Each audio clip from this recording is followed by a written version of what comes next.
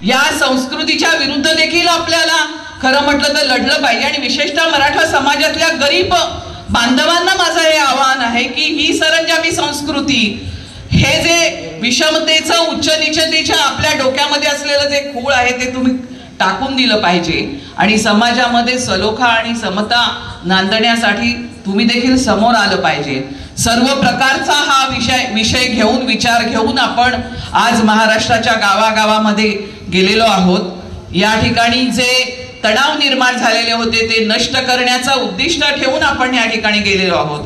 आणि ओबीसींचं जे या ठिकाणचं एक